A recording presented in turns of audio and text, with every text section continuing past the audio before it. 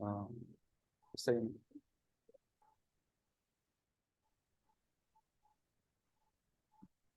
Que Dios les bendiga, hermanos y hermanas. Es un gusto estar con ustedes y poder compartir un pequeño espacio, ¿verdad? Sobre el tema de la Biblia y sus versiones. Me van a disculpar ahí si me escuchan algo, algo extraño de la voz, porque el miércoles estuve un poco enfermo.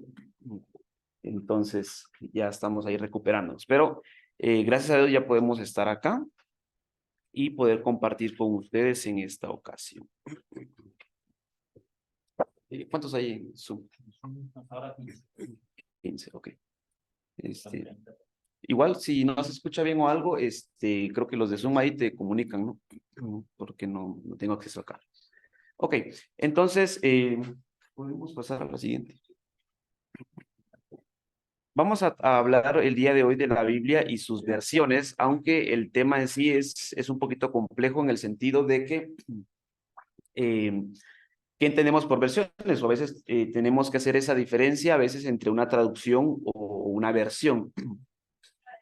Entonces, uno de los primeros puntos que tenemos es el tema de los targúmenes, por ejemplo, que eran paráfrasis del texto, en este caso hebreo, y eran paráfrasis en arameo. Y esto se daba ¿por qué? Porque habían personas que ya habían perdido digamos, la lengua materna, por así decirlo, o más bien la habían sustituido por una lengua que en este caso era el arameo. Entonces, surgen los targúmenes como paráfrasis de las escrituras antiguas. Con el tiempo empiezan a hacer contenidos ya más formales, contenidos teológicos más propios, y esos empiezan a constituirse ya propiamente, que por así decirlo, en una especie de traducción, que en este caso se le denomina versión, ¿verdad? Entonces, en la siguiente. La palabra versión, por ejemplo, en este caso hay un autor que se llama Ralph Earl, más o menos creo que es el nombre, o cómo se pronuncia, y él nos dice que básicamente hablar de una versión es hablar de una traducción, porque, por ejemplo, en este caso no puede haber una traducción, dice él, del texto, por ejemplo, hebreo ni griego, porque son textos, como por así decirlo, originales, o lo menos los que se cree que en esos idiomas se escribió. Entonces, más bien, se habla de versiones o traducciones, por así decirlo, en este caso de latín. Ahora bien, sí puede haber, por ejemplo, lo que sería una traducción de, una traducción o versión, en este caso, del texto del Antiguo Testamento, y digamos que pase al griego, por así decirlo. Entonces, ahí sí puede haber una traducción, ¿verdad? Pero, digamos, una traducción propiamente del hebreo no hay, porque básicamente se dice que en ese idioma en el que se escribió. Y sí, lo que sí puede haber en todo caso, en el caso del Nuevo Testamento, es que pase, en este caso, del griego, que es el idioma en el que se escribió originalmente, en este caso al latín, ¿verdad? Y como vamos a ver más adelante, sí es lo que ocurre.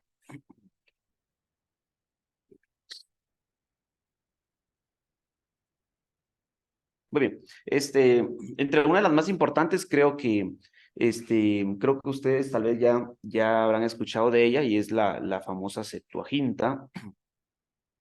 Es, en este caso, la traducción del texto hebreo al griego, y pues ustedes no sé si ya habrán escuchado algo de esto, pero tiene una gran historia un poco mítica, y hay varias versiones que se cuentan. Entre algunas de estas que se cuentan es la carta a Aristeas, por ejemplo, relata sobre cómo se llevó a cabo este proyecto, ¿sí? ¿Alguien había escuchado ya de la Septuaginta? No. ¿No? Ok. Yo pensé que sí, porque el profe No, Yate, pastor. el profe Yate siempre a veces lo menciona, ¿no?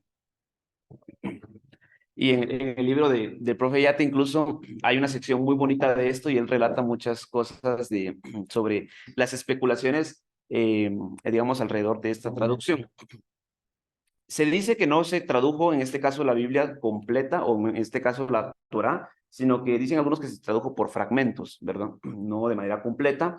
Esto dicen también que fue parte, por ejemplo, de un proyecto de Ptolomeo I, Ptolomeo II más o menos, para poder, digamos, que este texto pase a ser parte de una colección de lo que sería la biblioteca de Alejandría, ¿verdad? Entonces se dice que se mandaban a traducir varios textos de los diferentes pueblos, pero también era porque habían ya muchos, ya para este entonces, en el tema de la diáspora, había muchas personas de origen judío que querían acceder al texto, pero no hablaban, por así decirlo, el idioma, que ya para ese entonces ya era una mezcla entre, era más o menos como un hebreo arameizado, ¿verdad? Entonces ya había, de hecho se iba perdiendo poco a poco y van teniendo esa similitud también en algunos aspectos. Ya para el Nuevo Testamento, entonces, o por así decirlo, el texto que predomina es especialmente la Septuaginta, esta traducción, digamos, del hebreo al, del texto hebreo al texto, o para así decirlo, a la lengua griega, ¿verdad? La importancia de este documento es que, por ejemplo, hay un alto porcentaje de atribuciones de la Biblia, en este caso de Jesús y de las cartas incluso de Pablo, y cuando citan, digamos, por así decirlo, los profetas, la ley y todo esto, lo hacen teniendo en mente la Septuaginta, no el texto hebreo en sí, por así decirlo, ¿verdad? Entonces, algunos dirán que incluso fue la que Jesús usó o la que Jesús citó, o al menos es la que se pone en boca de Jesús que los autores bíblicos nos presentan, ¿verdad? ¿Alguna pregunta hasta el momento? Eh, Tiene que ver con, bueno, creo que el término en sí significa 70, porque tiene que ver con la tradición que dice que fue por 70 ancianos en 70 días.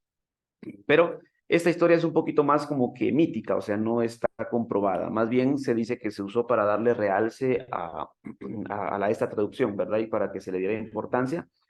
Como les digo, algunos van a relatar esto en diferentes épocas eh, y algunos han como que reinterpretado esta historia. Creo que más adelante no sé si es Flavio Josefo o Tassiano, por ejemplo, que intentan hablar un poquito de esta traducción, pero el término básicamente nos da a entender eso, ¿verdad? 70. De hecho, creo que sí tiene que ver en como una nomenclatura, creo. Septuaginta, la versión de los 70, le conocen algunos también, es el término que reciben, por así decirlo, esta traducción. Y esta traducción entonces es, por así decirlo, del texto hebreo en este caso al idioma griego, ¿verdad? Su importancia está en que Jesús posiblemente fue quien la citó, o al menos los escritores del Nuevo Testamento ponen, cuando Jesús cita, ponen en boca de Jesús justamente referencias de la Septuaginta, ¿verdad? Algunos dirán incluso que Jesús posiblemente habló arameo, van a decir algunos, y que tomando en cuenta eso, incluso ya hay nuevas especulaciones, como el caso de, lo vamos a ver más adelante, de una versión, por así decirlo, en siríaco, de que posiblemente se especula de una posible fuente en arameo, ¿verdad? Antes, por así decirlo, de la redacción de Marcos, que se cree que fue el primer eh, documento del Nuevo Testamento, ¿sí? Entonces, algunos van a especular que había una versión o había un texto en arameo que aún no se ha comprobado, pero que es posible su existencia, diferenciándolo, por ejemplo, de este texto conocido como o igual como la fuente Q, ¿no? Que igual fuente tiene que ver con siempre la especulación, a diferencia de un fragmento, que un fragmento sí es algo que ha sido encontrado, pero digamos, creo que eso lo voy a mencionar más adelante. Muy bien, podemos avanzar a la otra. El latín viejo, o era como se le conocía también como Vetus Latina, y esto se daba antes de la versión de Jerónimo, al final del siglo IV, Existieron diferentes textos en latín conocidos como el latín viejo. El problema era que el Antiguo Testamento se tradujo de... ¿No se alcanza a ver ahí? ¿Sí? El Antiguo Testamento en este latín viejo es que se tradujo de la que vimos anteriormente, ¿verdad? La Septuaginta. Entonces, ¿por qué eso era un problema, por así decirlo? ¿Por qué creen que eso era un poquito complicado? El idioma. Porque iba a la Septuaginta, y la Septuaginta era una traducción del hebreo al griego, ¿verdad? Es decir, no era del hebreo, por así decirlo, original, ¿no? ¿Ya? Entonces, ese era el problema con el latín viejo. ¿Y qué era el latín viejo? Eran diferentes textos en latín que ya circulaban por, digamos, toda la región o las partes estas del imperio, especialmente surge en el norte de África, y más adelante tienen un poquito de choque con el teólogo San Agustín, antes de la Vulgata.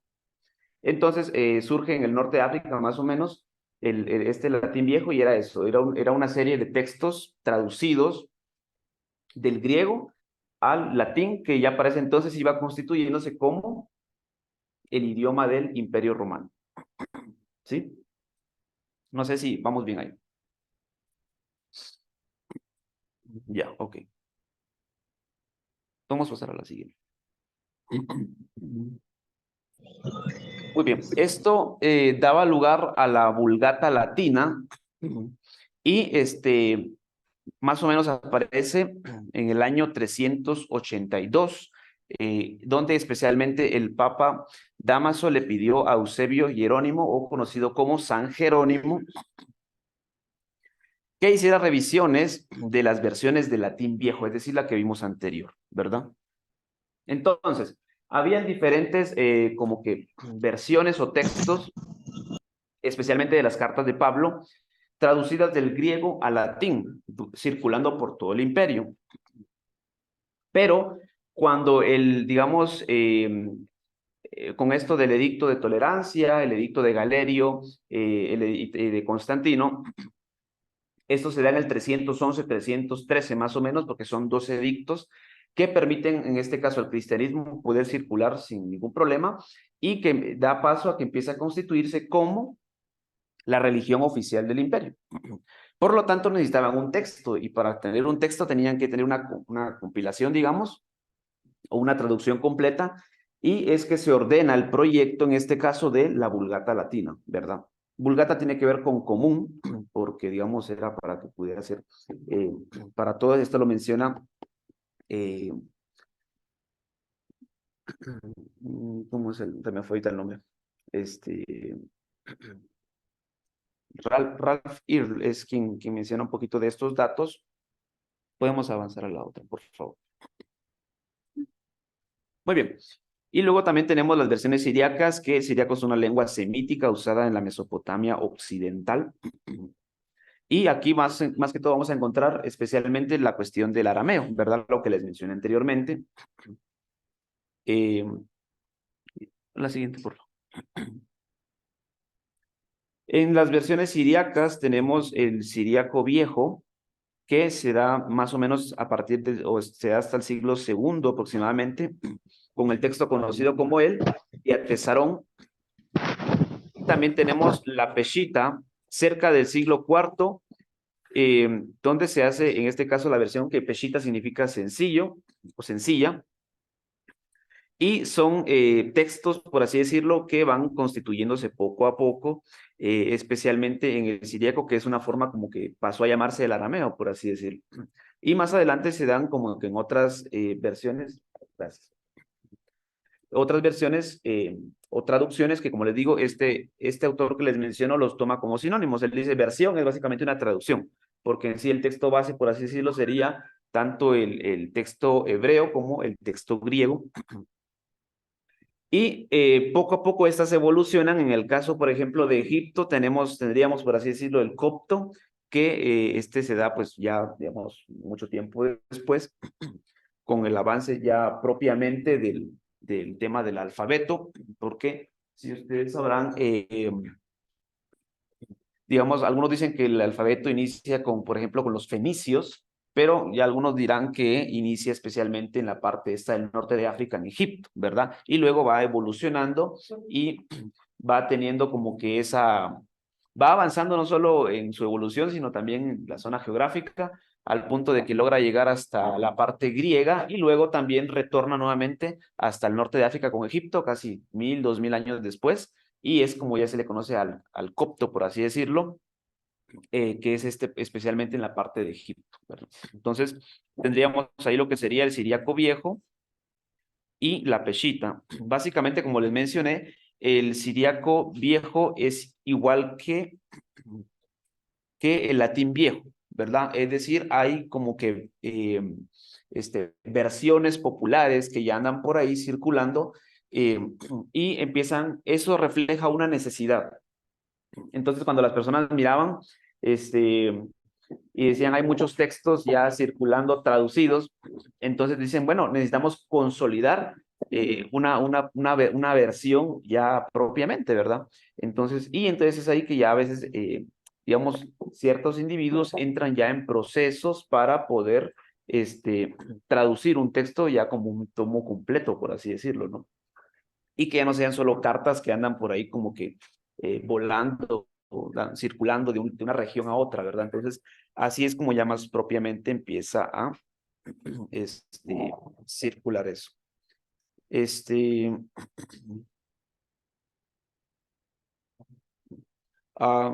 solo vamos antes de avanzar, me gustaría avanzar a la sección de las versiones en castellano.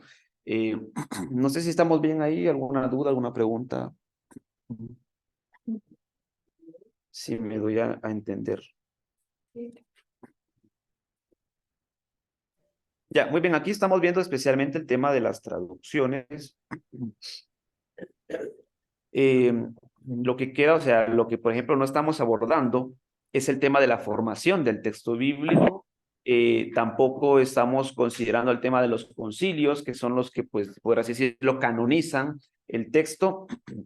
Y otras cosas, digamos que eso implica tanto el tema de las traducciones.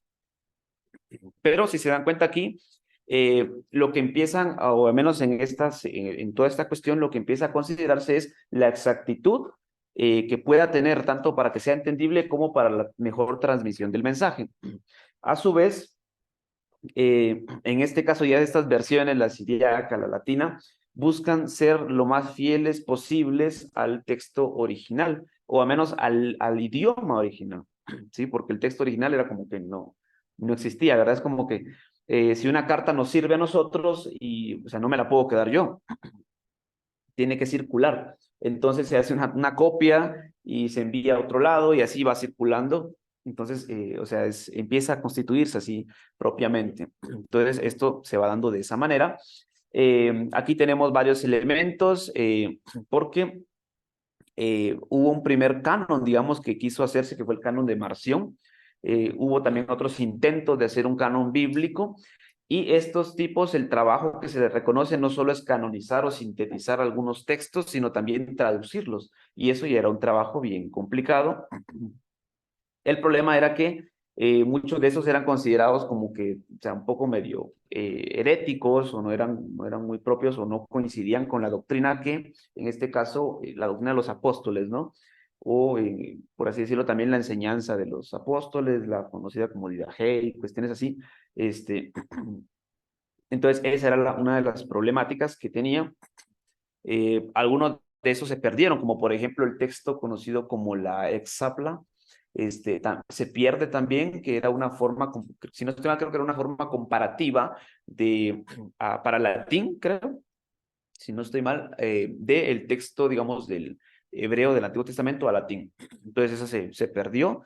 Mencionamos ya el Diatesarón también, que era una traducción, especialmente del tema del el siriaco, ¿verdad? Entonces, pero ya para ese entonces, digamos, ya empieza a correr, por así decirlo, el texto, ¿verdad?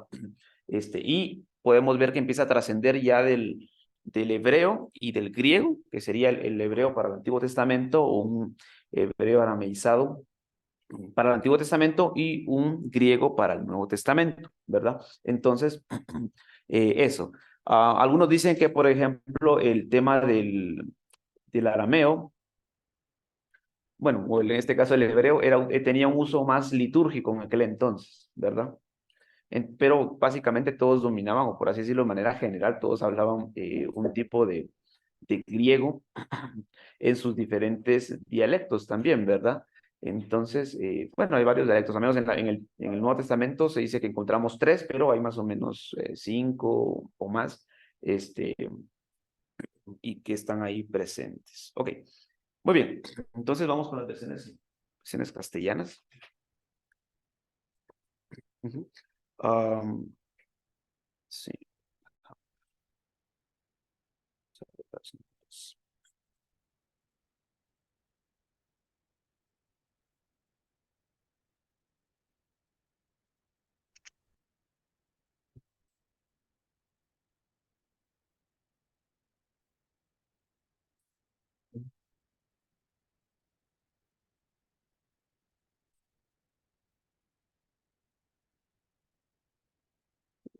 Ahí está bien.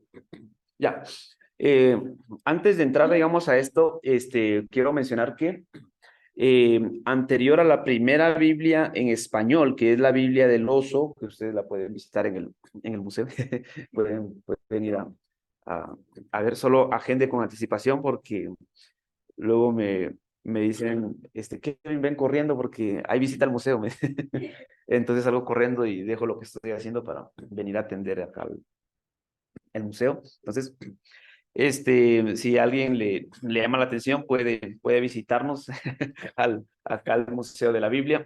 Y justamente yo soy quien da el recorrido, ¿verdad? Entonces, muy bien. Entonces, antes de la primera, por así decirlo, versión o traducción, en este caso al español, tendríamos lo que sería, bueno, se habla de la existencia de varios, igual, nuevamente, varios textos en español, pero que no se habían, o sea, eran fragmentos, evangelios, o solo, por ejemplo, un testamento, Nuevo Testamento antiguo, no se habían concretado. En ese entonces, el problema con las versiones estas castellanas no era traducir, sino más bien era poder hacer un solo texto y que eso fuera distribuido a todas las personas.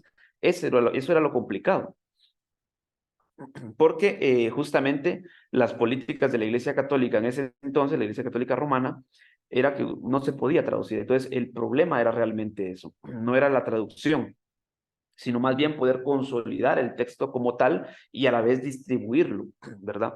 Porque eso era prohibido, básicamente, era ilegal. Hasta este entonces, más o menos siglo XVI, ¿qué versión era la que dominaba en todo el imperio, por lo tanto en el cristianismo, especialmente en el cristianismo medieval? ¿Qué versión era la que dominaba? Era justamente la Vulgata Latina, ¿verdad? La que vimos anteriormente. ¿Se recuerdan? De San Jerónimo, más o menos siglo IV. Entonces, a partir de ahí, la cuestión con Jerónimo era que él y por eso se toma la Vulgata Latina como el texto base para básicamente toda la Edad Media. La situación era que él tradujo digamos, él no se basa en la Septuaginta, porque todas las anteriores de latín se basaban en la Septuaginta, la que vimos también mucho antes, pero digamos, lo que él hace para innovar es que él no se basa en la Septuaginta. Él va y trata de recurrir especialmente al texto hebreo, ¿verdad? Y eso ya como que le da un toque, un plus, porque entonces él él para hacer la Vulgata Latina ya no revisa la traducción, ¿sí? Del texto original. Más bien él busca revisar o en este caso considerar el texto original, ¿verdad? Entonces no sé si me doy a entender ahí, ¿sí? Entonces, digamos la Vulgata Latina en un punto medio, cuando Jerónimo intenta traducir entonces al latín, no toma la base de la Septuaginta y él se va directamente al texto hebreo, ¿verdad? Esa fue la innovación que él hizo, cosa que muchos rechazaron porque entonces empezaba a cuestionar lo que ya los textos que ellos tenían o sea, no coincidían, ¿verdad? O no eran muy propios. Entonces, ahí podemos juzgar quién tenía un poquito más de exactitud. Si los textos que circulaban y que muchos le hacían problema a él y que le acusaron por eso justamente, o en este caso Jerónimo que estaba recurriendo al texto original, ¿verdad? Entonces, incluso creo que incluso entre el diálogo entre Agustín y Jerónimo era que muchos preferían, al menos en la parte esta del norte de África, preferían el tema digamos, sus textos, no mucho les gustaba la de Jerónimo. Pero en ese entonces sí era una innovación muy fuerte, muy buena. Entonces es que la Iglesia Católica la instituye como el texto oficial, que de hecho se dice que eso se mantuvo así hasta el Concilio Vaticano II, más o menos reciente, en el siglo pasado, en 1900, hay algo creo que duró el Concilio Vaticano II.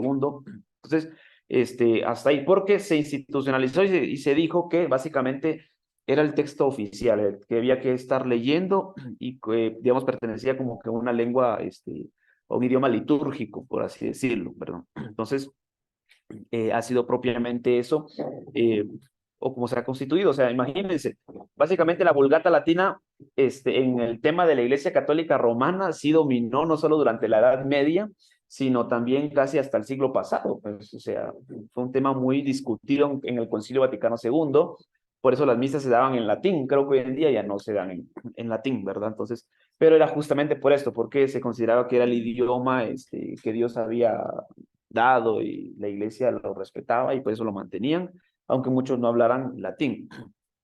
Entonces, la situación fue esa también, que cuando el latín se propaga, se prohíbe que se traduzca a otros idiomas, por así decirlo. Pero sí se dice que hubo intentos, por ejemplo, algunos proyectos, por ejemplo, de conquista a las zonas alemanas, las zonas nórdicas. Se dice que hubo proyectos donde se ordenó hacer pequeñas traducciones. Imagina, bueno, donde en ese entonces era prohibido, solo el latín se podía utilizar, hacer pequeñas traducciones para que las personas, digamos, o puedan ser evangelizadas o conquistadas, ¿no? Bien, en aquel entonces.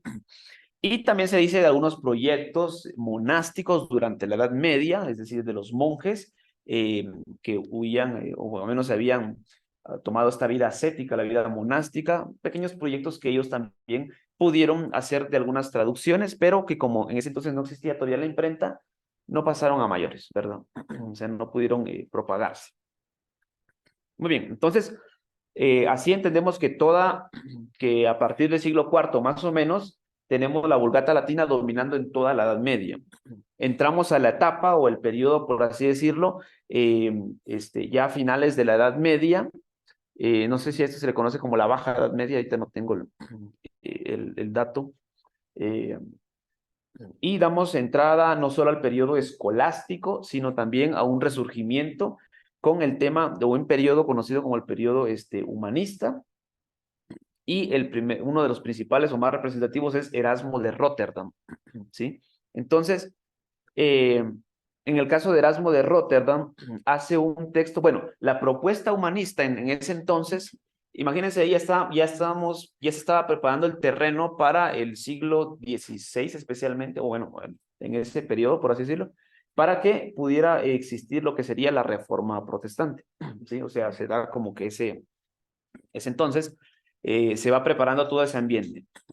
Y una de las cosas que se promueve es especialmente en el tema humanista, eh, lo que sería la traducción, o menos un proyecto propio de Erasmo de Rotterdam, que sería el Textus Receptus, que buscaba tener una exactitud del texto griego en especial, ¿verdad? Buscaba tener una exactitud mejor para el texto griego, y que después, de hecho, se vuelve la base para la Biblia Tyndale, para la Biblia del Oso, y bueno, básicamente sirve como base para el Nuevo Testamento, para otras traducciones que iban a venir más adelante, ¿verdad? Entonces, el proyecto humanista logra esto porque proponían volver a digamos, a la cultura antigua, y en este caso a los textos antiguos. Entonces, en el periodo de este proyecto humanista, lo que sucede es que muchas personas empiezan, o al menos los que podían, empiezan a recurrir a los textos griegos especialmente, ¿verdad? ¿Por qué? Por el tema de la filosofía aristotélica, platónica. Entonces ellos vuelven otra vez a esas lenguas como que, o esos idiomas originales. Y es en ese redescubrimiento o en ese volver donde dicen, bueno, en este caso Erasmo, ¿no? Vamos a hacer un proyecto y si es ya que estamos volviendo a estos textos, ¿por qué no volvemos también al tema de, o sea, por qué no vamos a buscar un original o una exactitud mejor para el Nuevo Testamento, en este caso en el griego, ¿verdad? Entonces, no solo vamos a revisar el griego de los textos filosóficos especialmente, o de la antigua cultura, sino también porque nos interesa el griego para el Nuevo Testamento, que es lo que más nos interesa, ¿verdad? Entonces ahí es donde se logra este proyecto y que tiene al final mucha exactitud. Sí. Entonces hubo un continuo, o sea, había versiones y después nuevamente se regresaba a los originales. Había versiones y se regresaba a veces a los originales. Exacto. Para que no sea, para comprobar que estaban bien hechos, no tienen que estar. Ajá, o sea, hay constantes retornos. Sí. Por eso les menciono, por ejemplo, en el tema que mencioné de la conocida como vieja latina o Vetus latina, creo que es el nombre que se le da también. En el caso de este texto, o sea, como les digo, estaba ahí circulando, pero se dieron cuenta de que había que hacer una como que revisión o mejorarlo porque no era muy exacto, ¿verdad? Entonces es por eso que se retorna nuevamente, en este caso, a un original, en este caso al hebreo, ¿verdad? En el caso de la Vulgata Latina, eso. Y en este tema, por ejemplo, ya para el tema de dando entrada al siglo XVI, otra vez esta cuestión, ¿no? O sea, la misma, volver, porque se dieron cuenta que habían varias cosas, buenos días, que habían varias cosas que no estaban como que del todo bien y tenían que volver constantemente para darle esa revisión, ¿verdad? Y ya más adelante vamos a ver cómo, incluso todavía hasta hoy en día, creo que eso nos sigue, o sea, sigue sucediendo, porque constantemente se van descubriendo nuevas características, nuevas formas o nuevas cosas respecto al texto bíblico que es necesario siempre volver, ¿verdad? O sea, es necesario siempre retornar y darle una revisión. Por eso ya vamos a ver ese tema. Muy bien, entonces, así es como damos paso a las versiones castellanas. Una de las que tenemos, por ejemplo, es la versión de Cío de San Miguel. Se publicó en Valencia, España, en 10 volúmenes. Era una versión literal de la Vulgata Latina en 1773. Es una de las, por así decirlo, versiones en castellano.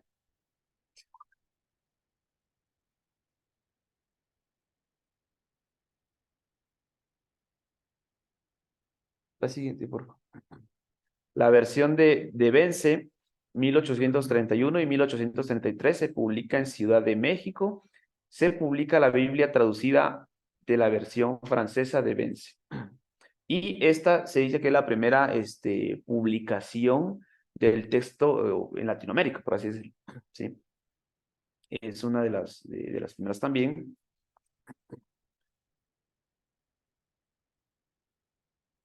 No sé si igual después tal vez les puedo compartir la presentación. Ajá. Sí, estamos en la siguiente. La versión moderna de Juan Prat, misionero presbiteriano, que publicó en 1983 una versión de las escrituras que él mismo cotejó de diversas traducciones. Es decir, él tomó varias existentes como las dos anteriores que vimos antes y él publica esta, pero digamos tuvo exactitud en algunos textos, pero no en muchos, por así decirlo, y al final caen en desuso. Justamente por eso, por el tema de la exactitud que vayan teniendo y a la vez la popularidad que va a ir adquiriendo también. Sí, entonces, ahí propiamente. La anterior, la de Vence, creo que es eh, era como una paráfrasis y una paráfrasis un poquito más elegante, se dice que era más o menos lo que constituía. eh, y así, o sea, son pequeñas como o pequeños cambios que van teniendo propiamente.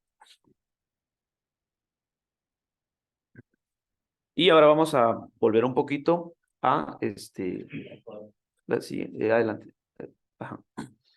En este caso a Casiodoro de Reina, y retornamos un poquito, bueno, regresamos un poquito nuevamente a este periodo del siglo XVI con el tema o el estallido de la Reforma. Se dice que los escritos de Martín Lutero entran más o menos ahí por la península ibérica, 1519 más o menos, aproximadamente. Igual estaban haciendo uno de estos personajes. Y entra y justamente llega, bueno, hay un monasterio, el monasterio de San Isidoro en Sevilla, en España, y llegan los escritos o las ideas protestantes, entonces muchos de estos personajes se convierten al protestantismo, por así decirlo, muchos de estos monjes. Entre esos está Casiodoro de Reina, Cipriano de Valera y creo que el otro es Juan Pérez de Pineda, si no estoy mal. El otro personaje también importante ahí. No recuerdo si era Julián Hernández, son varios de estos nombres raros. Entonces ellos se convierten a las ideas, por así decirlo, del protestantismo y empiezan a pensar en nuevos proyectos para esto, porque justamente en esa época estaba prohibido lo que era pues traducir, ¿verdad? Habían intentos reformistas, como por ejemplo en el caso de España, la reina Isabel de Castilla, creo que era conocida como Isabel la Católica, y es ella quien ordena el proyecto a este cardenal de Cisneros, de traducir la conocida como Políglota Complutense. Entonces ya había proyectos de reforma, pero siempre era muy cerrado el ambiente, por así decirlo, entonces no se podía aún consolidar una traducción propiamente. Entonces se dice que justo unas semanas antes de que las autoridades irrumpan en este monasterio de San Isidoro, ahí en Sevilla, varios monjes deciden huir y pues reencontrarse más adelante, ¿verdad? Entonces ellos empiezan, por así decirlo, un recorrido que dura pues bastante tiempo y en este caso, por lo menos Casiodoro de Reina viaja bastante, básicamente por toda Europa. Creo que luego de España, el primer punto, si no estoy mal, es Ginebra, donde se encontraba en ese entonces el reformador también Calvino. Llega a Ginebra, creo que luego viaja hasta Frankfurt, logra llegar, en este caso, cruza hasta Inglaterra, a Londres, luego tiene problemas ahí, retorna nuevamente a la parte esta de aquí por Francia, Amberes, Basilea, nuevamente llega a la parte esta de Londres, y ahí, digamos, es donde logra constituirse. Creo que es en Basilea donde al final él logra constituir lo que sería la Biblia del Oso, ¿sí? Publicada o finalizada al menos en 1569. Es la fecha especialmente donde se logra concretar la Biblia del Oso. ¿Qué es la Biblia del Oso? Es la primera traducción del, del texto bíblico, por así decirlo. En este caso, la idea era que pasara del latín. ¿Se recuerdan cuál era la base? ¿O la que todos usaban? El latín. O sea, en ese entonces se utilizaba, o para las que habían, se utilizaba mucho la Vulgata Latina, que era el texto oficial de la Iglesia Católica Romana. Lo que hace, o digamos, lo que hace diferente a la Biblia del Oso es que Casiodoro de Reina, para el Antiguo Testamento, dicen que considera el texto masorético hebreo y algunas otras, como que, digamos, versiones de esto que habían. Y para el Nuevo Testamento utiliza el Textus Receptus de Erasmo de Rotterdam, el que mencionamos anteriormente, ¿se recuerdan? Es decir, él no toma entonces, él no traduce de la Vulgata Latina, y eso también es una innovación, por así decirlo, ¿no? Porque habían otras versiones en español que no se habían completado, como la Biblia Alfonsina, creo que Pérez de Pineda, otro de estos monjes, también había hecho ya una versión, o pequeños escritos, pero no se habían completado, ¿verdad? Entonces, hay que tener en cuenta eso, ¿verdad? La base entonces de la Biblia del Oso para el Antiguo Testamento es el texto masorético hebreo, para el Antiguo Testamento, y para el Nuevo Testamento el Textus Receptus de Erasmo de Rotterdam. dejando básicamente, bueno, en general dejando por un lado la Vulgata Latina, que había sido el texto oficial de la Iglesia Católica Romana. Entonces, sí fue un golpe un poquito fuerte, ¿no? Para el catolicismo romano en ese entonces. En primer lugar, que la Biblia estuviera en el idioma, pues en el español propiamente. Y segundo, que no tuviera una base estricta de la Vulgata Latina, que era el texto que ellos habían proclamado como oficial, ¿verdad?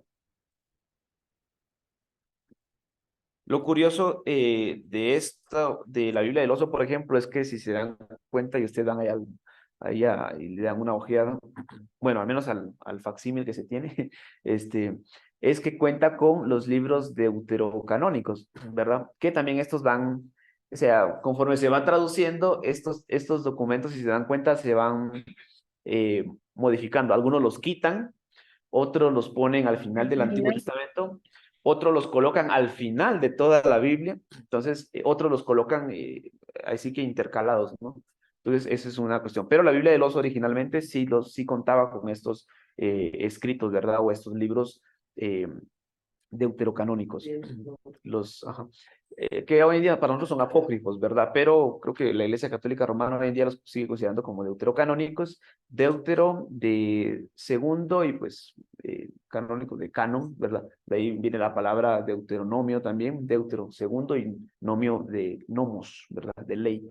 Entonces, eso, deutero, o sea, por así decirlo, segundo canon, es como ellos le conocen. Y la cuestión con esto era que originalmente se dice que esos libros, por ejemplo, fueron encontrados originalmente bueno, tanto en el idioma griego, pero y también durante el periodo griego, ¿verdad? Un periodo que pues muchos no consideran aceptable, entonces era como que siempre le daban mucho problema a eso, ¿verdad? Entonces, creo que hoy en día nosotros tomamos la base de la Tanakh hebrea, y esa no, pues obviamente creo que no incluye estos libros deuterocanónicos. Otros tomarán la base, por ejemplo, de la Septuaginta, y esta obviamente sí los incluye porque están en griego, ¿verdad? Entonces tiene que tenerlos. Entonces, esa era como la cuestión también. Conforme se va traduciendo, si se dan cuenta, van pasando muchas cosas, ¿verdad? En el tema de cómo se va transformando el texto, y ya vamos a llegar a otro puntito más interesante. Y tenemos también a Cipriano de Valera, contemporáneo y amigo de Casiodoro de Reina, y en 1602 él hace una revisión de la Biblia del Oso. En 1612 él hace una revisión de la Biblia del Oso, digamos, la Biblia del Oso de Casiodoro de Reina. Cipriano de Valera entonces hace una revisión, acomodando algunas cosas, revisando muchos elementos también, y llega a conocerse como Biblia del Cántaro, ¿sí?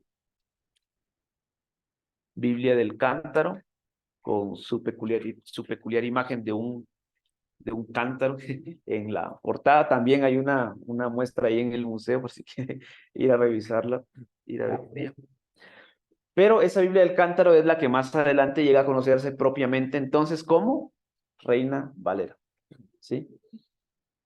Porque ya entonces es un proyecto, por así decirlo, unificado entre Casiodoro de Reina y Cipriano de Valera, ¿sí? Pero ya para ese entonces ya había muerto Casiodoro de Reina. Entonces se hace esta revisión y se transforma en lo que sería la Reina Valera, ¿sí? La última, la Reina Valera. O sea, de manera general, yo diría que sí, porque hay como que más, o sea, lo que hay son revisiones que se van acomodando, y ya vamos a ver un poquito eso. La de 1960, ¿no? Permítame, sí. La de 1960. Oye, ya vamos a mencionar eso. Ajá. Sí, por acá, por el Zoom, perdón, que alguien creo que. La versión de 1960 que es con la que trabajamos. Oye, ajá, ya vamos a llegar a ese punto. Sí, ya vamos ahí lo mencionamos. La siguiente. En 1862, creo que es la imprenta de Oxford que hace una revisión y publicación. O sea, lo tengo en mis notas. Sí, ajá. Bueno, lo que sucede es que esta versión actualizada, que se conoce como Biblia del Cántaro, Reina Valera, o sea, al final no es tan popular, pero fue en el siglo XIX donde tuvo un renacer con el protestantismo, especialmente en América Latina y en España, ¿sí? Pero es en 1862, como pueden ver ahí en la primera fecha, que fue publicada por la imprenta de la Universidad de Oxford.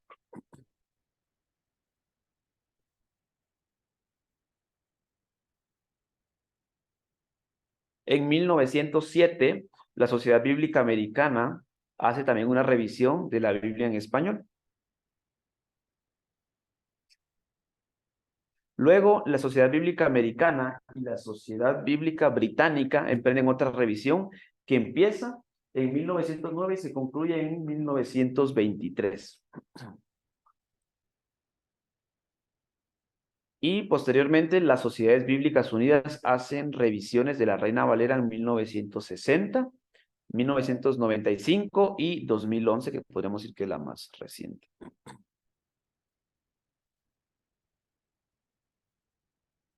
Es como la última. Pero su popularidad sigue siendo siempre la 1960, de manera general. Lo que sí se dice es que, por ejemplo, en cuanto a la riqueza del español, sí es un poquito más precisa, o ese tipo de español es un poquito más preciso que ya digamos, nuestros diferentes que acentos o variantes en nuestro idioma, ¿verdad? Entonces, parece que en algunos puntos la Reina Valera o ese español de la Reina Valera sí expresa mejor algunas ideas, ¿verdad? Esa es como que también es su ventaja. Claro que, por ejemplo, hay cosas que nos cuesta entender porque nosotros no hablamos como, nosotros no decimos vosotros, o sea, creo que nadie por acá dice así, ¿verdad? Nadie dice vosotros sois, o sea, no, creo que no. Es más en España, ¿verdad? Entonces, aún así nos gusta y la seguimos usando, ¿verdad? Es como, por ejemplo, este texto creo que es en Corintios donde habla de un ósculo santo. Cuando alguien que recién llega a la iglesia y escucha eso, hay que explicarle qué es, porque no es algo que está en nuestro lenguaje cotidiano, ¿verdad? Entonces ya uno traduce, busca qué quiere decir y es como un beso, ¿no? Un beso santo, algo así, una especie de saludo. Porque especialmente creo que los españoles se saludan y con doble beso, creo que es propiamente, ¿no? Entonces, esas son pequeñas cosas que, digamos, nos afectan un poquito porque nos cuesta un poco entenderlas. Pero en cuanto a algunas ideas que busca transmitir, es muy precisa en algunos términos y esa es una ventaja que tiene, ¿verdad? Entonces, creo que ese es el punto especialmente en la Reina Valera, ¿sí? Y podemos ver la siguiente. Entre las revisiones, antes del 60, bueno, en este caso aquí dice la de 1909, se afirma que en revisiones anteriores a 1909 se introdujeron unos 60,000 cambios de vocabulario y algo más de 10,000 en asuntos ortográficos. Como dice ahí también, en la revisión de 1960 se hicieron unos 10,000 cambios más, ¿sí? Ahora bien, si ustedes revisan la que tenemos acá eh, en el Museo de la Biblia, revisan las que tenemos ahí del español, se dan cuenta que hay unas palabras que es español, pero ya no entendemos, porque ya están en desuso, ya no utilizamos, entonces ya no tiene mucho sentido para nosotros. Por eso se va cambiando esto. Tomando en cuenta también qué idea tiene uno del tema del lenguaje, ¿no? Por ejemplo, yo sí creo que el lenguaje, que la realidad determina el idioma o el lenguaje, ¿no? Y no viceversa. Es decir, la Real Academia es más bien un ente regulador, más no normativo del lenguaje, ¿sí? Entonces, es difícil, por ejemplo, venir e imponer una palabra. Más bien las palabras que ya se manejan son las que luego se toman y se establecen, ¿no? Es así como, por ejemplo, términos muy recientes, creo, como esos de facebookear, han pasado a ser ya parte, o la Real Academia Española creo que ya los considera. No porque la Real Academia los imponga, sino porque más bien se dan cuenta que es propio de las comunidades o de ciertos sectores, y entonces dicen, bueno, si ya está en uso, hay que, pues, darle colocarlo, no como norma, pero sí como parte ya del idioma, pues. ¿verdad? Se va configurando. Entonces yo creo que al final la realidad configura el lenguaje o el idioma, ¿verdad? En ese, en ese sentido. Y eso no es muy nuevo, o sea, eso es básicamente la historia de la humanidad, podríamos decir. Algunos dirán que, bueno, por ejemplo, nosotros en filosofía social vemos un poco este tema vimos un poquito este tema de los idiomas y cómo más bien, ya sea la necesidad de los pueblos hace que los idiomas se den, o dirá en este caso, un filósofo Jean-Jacques Rousseau, más bien es la pasión, dice él, lo que determina o da origen al idioma o a las lenguas, ¿verdad? Más, no tanto la necesidad, sino el deseo de expresar dolor, pasión, amor, angustia, más que necesidad. Entonces, es un tema ahí que también nos va configurando y que algunos dicen incluso que los idiomas, por eso se dan cuenta ustedes que los idiomas eh, especialmente de los pueblos nórdicos, son idiomas más rústicos, más pesados, porque dicen que tiene que ver con incluso las condiciones climáticas, ¿no? Se va configurando por eso. Mientras que las zonas de costa o zonas más cálidas, sus idiomas son un poco más, más bonitos al oído, tienen una entonación diferente. Entonces dicen que tiene que ver mucho con el tema de la región, tiene que ver con este tema del clima, ¿verdad? Entonces, al final, por eso les menciono, la realidad creo que va configurando el lenguaje, o nuestro idioma, nuestra forma de expresarnos y de comunicarnos también con los demás, ¿verdad? Muy bien. Y y vamos con la última que tenemos. Hay una versión que también, bueno, no sé, pero lo anterior que hablaba acerca de toda la Reina Valera, ahora cambio desde 1900, desde 1962, y todo eso. Pero Eh, también que también dicen del 2015, y hay una versión que dice contemporánea. sí, ya ahorita vamos a mencionar un poquito de eso. Aquí está muy pequeño. Ya, gracias. Muy bien. En la actualidad se tienen diferentes Biblias en español, cada una con sus diferentes aportes. Y cosas que, digamos, hay que considerar. De hecho, ustedes aprovecho, porque igual siempre tocan en el Museo de la Biblia. Bueno, antes de avanzar eso, quiero hacer otra mención. Eh, las revisiones, traducciones son siempre importantes. A veces, o sea, las revisiones son siempre sobre la base de que ya hay una traducción, pero se busca tratar de tener una actualización, ¿verdad? Se busca actualizar. Entonces, eso constituye más una revisión. Una traducción, digamos, propiamente ya se traduce del idioma original, por así decirlo, pero como les digo, se puede tomar incluso traducción y versión como sinónimo, ¿verdad?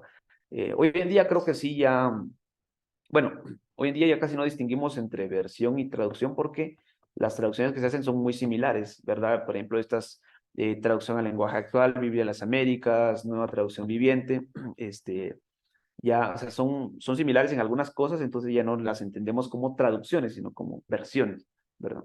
Porque al final siempre son buscan ser en nuestro español cotidiano, ¿sí? Los estudios para hacer.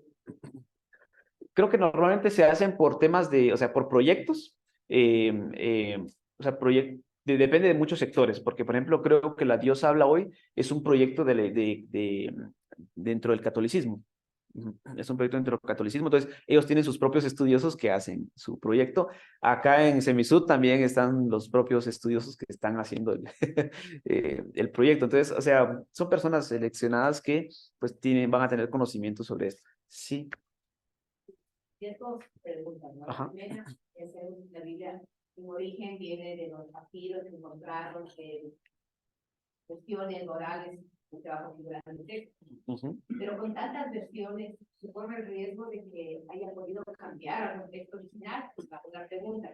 La segunda, ¿quién define, por ejemplo, en nuestra Biblia, que no estén los libros como de Tobías, Macabeos, Baruch, esos libros están, inclusive en la misma Iglesia Católica, ¿quién define qué textos van, qué libros van que el libro romano.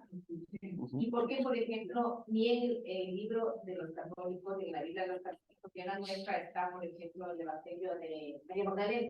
¿Quién define qué va y qué no va? Ya. Gracias. No recuerdo si en la católica está el Evangelio de María Magdalena. No, ¿verdad? No, pero sí está el Evangelio, sí está, pero no está. Ajá, existe. Ajá. Sí, es que sí se hace esa diferencia porque, por ejemplo, digamos, nosotros tenemos el texto, el texto oficial, el del canon, ¿no? Pero los católicos también tienen, la Iglesia Católica Romana tiene su propio canon. Dentro de ese canon hay ciertos documentos, ciertos libros, y aún así hay otros que quedaron fuera. Entonces hay, por así decirlo, tres áreas, ¿no? Entonces, para nosotros, todo lo que no está en nuestro canon es apócrifo, ¿verdad? Pero, esto, como les mencioné anteriormente, estos libros que nosotros no tenemos, pero que los católicos sí tienen, esos van a conocerse como deuterocanónicos, porque para ellos sí son propios o sea, sí son válidos, pues. Ahora bien, ellos van a rechazar algunos de esos evangelios, o creo incluso el de Enoch, como esos sí apócrifos. Pero, como les mencioné, esto va a depender mucho de también o sea, de quién esté traduciendo o la tradición. Como les dije, creo que muchos van agregando, conforme van traduciendo la Biblia de español, van agregando estos documentos. Algunos los agregan en el Antiguo Testamento, ¿verdad? Tobías, Judith, Macabeos, que son libros muy buenos. De hecho, yo una vez me quise leer unos porque tienen contenido histórico muy bueno. Entonces, algunos traductores los agregan al final del Nuevo Testamento, otros los agregan al final de toda la Biblia, por así decirlo, después de Apocalipsis. Pero algunos los ponen como referencias tipo, los vamos a poner al final, pero nos van a servir como datos históricos, ¿verdad?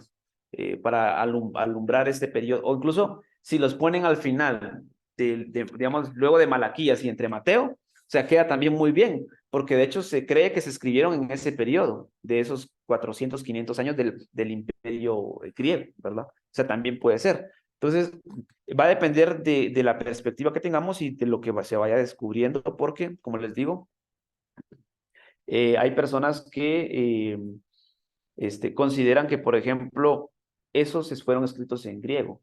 Entonces, y ahí hay un problema, porque si son parte del Antiguo Testamento y, digamos, toda la Tanakh y lo que está instituido como la Tanakh es parte o está escrito en hebreo, y estos documentos aparecen, por así decirlo, originalmente en griego, entonces, no, ¿para qué los vamos a agregar? ¿Verdad? Eso, aparte ya cuestiones doctrinales que también muchos consideran ya entre el tema de los padres de la iglesia y los diferentes requisitos que hay para que puedan entrar ahí.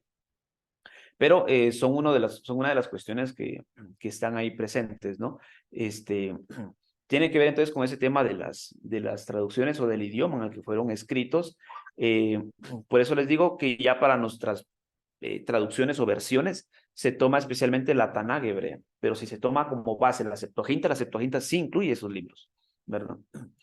Por eso no es de extrañarse que, por ejemplo, en el caso como, bueno, y otros documentos más también, en el caso de Judas, la carta de Judas que está antes de Apocalipsis, creo, un capítulo cita un documento apócrifo que es el documento de Enoch, ¿verdad? Es el documento de Enoch, entonces lo cita, hace una mención y también se dice que hay más menciones de otros textos que han quedado fuera, ¿verdad? Que de hecho ese era un problema para poder canonizar esa carta de Judas, porque se citaba un apócrifo, entonces ¿por qué lo vamos a poner si cita un apócrifo que, o sea, pues obviamente no tenemos, ¿verdad? Entonces, pero va a depender mucho de eso, conforme se van dando esos estudios, van diciendo, bueno, tomamos la base de la Septuaginta o el orden de la Septuaginta o el orden de la Tanakh hebrea o consideramos el tema del idioma en que fueron escritos originalmente o incluso el tema doctrinal, ¿verdad? Porque en tema doctrinal creo que no concuerdan algunas cosas, que es el que está ahí presente. Y sí. ¿Puedo aportar? Sí, por favor. Bueno, uno de los motivos que usualmente se toca para esto de la canonicidad de los textos bíblicos, porque, a ver, regresando un poco a la historia de la iglesia, porque el texto bíblico y el canon inicia cuando ya No, ahí está. la iglesia como tal está conformada como una institución. Entonces se empiezan a realizar lo que se conoce como los concilios. Y los concilios eran desarrollados únicamente por varones, hombres. Entonces, uno de los requisitos más importantes para que una persona pudiera participar de un concilio era que estuviera dentro de la línea directa de alguno de los apóstoles o de los discípulos de Jesús, en ese caso. Entonces, siempre se buscó esa línea. ¿Y ahí por qué? La idea principal con eso era que ellos, al ser cercanos de los discípulos, entonces conocían también cuál era el interés en las temáticas de los textos. Y además porque la mayoría tuvieron un acercamiento a la vida de Jesús, que es lo que principalmente encontramos en el Nuevo Testamento. Entonces ahí era una mayor facilidad saber qué sí sucedió y qué no sucedió. Si Para puedes girar, no se pega. participar dentro de un concilio tenían que haber sido cercanos a ellos porque se entiende que conocían la verdad o lo que realmente había sucedido. Entonces los concilios fueron varios. Ahora de ello sale también lo que menciona Kevin, que una de las cosas que también es importante es la parte doctrinaria, ¿no? Porque después estaba la conveniencia de la iglesia y de los padres de la iglesia, que es lo que ellos querían mantener, y luego porque se dieron cuenta que con eso podían también controlar de alguna forma el aspecto social desde la religión. Entonces, eso tuvo mucho que ver también para saber qué textos se quedaban y qué no. Y, bueno, creo que ya han pasado por mucho, entonces estoy en la libertad de decir que tenía que ver también con los autores de los textos bíblicos mismos. Al día de hoy todavía existen estudios en los que ya se empieza como a dudar si realmente fueron o no los autores que se dicen que son ciertos de los evangelios o de las cartas, porque en algunos casos ya se ha visto o se piensa, según algunas investigaciones, que pudieron haber sido también autoras mujeres y que por eso no entraron también dentro del canon bíblico.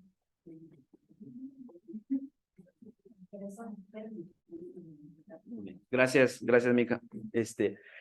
Hay varias cuestiones ahí de fondo, ¿verdad? Entonces, muchos temas. De hecho, uno de estos propiamente es lo que luego llega también a constituirse como una versión samaritana o un pentateuco samaritano, o sea, y al final van quedando fuera por muchas cuestiones étnicas, de género, incluso geográficas, ¿verdad? Van quedando fuera. Y también se da un poquito el tema de la pseudoepigrafía, que la pseudoepigrafía consistía siempre en la atribución de un texto a una figura muy conocida, muy famosa. En este caso, por así decirlo, yo que no soy nadie, publico un documento y es muy bueno, pero como yo no tengo un nombre, nadie sabe quién soy, entonces mejor se lo atribuyo a alguien que sí es reconocido. Entonces esa persona lo publica o se publica bajo el nombre de esa persona, y como esa persona sí la conocen, esa persona sí saben quién es, entonces o sea, es más probable que por eso se lo crean y se pueda difundir y que hasta pase a ser institucionalizado, ¿verdad? Por eso se especula mucho, por ejemplo, ya hoy en día, pues, quién escribió ciertas cartas de Pablo, ¿verdad? Que uno diría, pues son de Pablo, entonces, pero hay mucha especulación en algunos documentos nada más. En estas cartas, como por ejemplo la de Santiago, que la condición, por ejemplo, en la carta de Santiago es el tema un poquito, o sea, parece que es muy diferente a la doctrina paulina en muchos aspectos, especialmente en el tema de resaltar mucho al pobre, ¿verdad? O sea, hay una cuestión ahí muy interesante, de hecho. Muy bien, entonces es uno de los temas ahí a mencionar, y algo que quiero que podamos hacer o revisar ya en especial para un poquito más contemporáneo. Yo traigo una Biblia acá, no sé quiénes más traen su Biblia.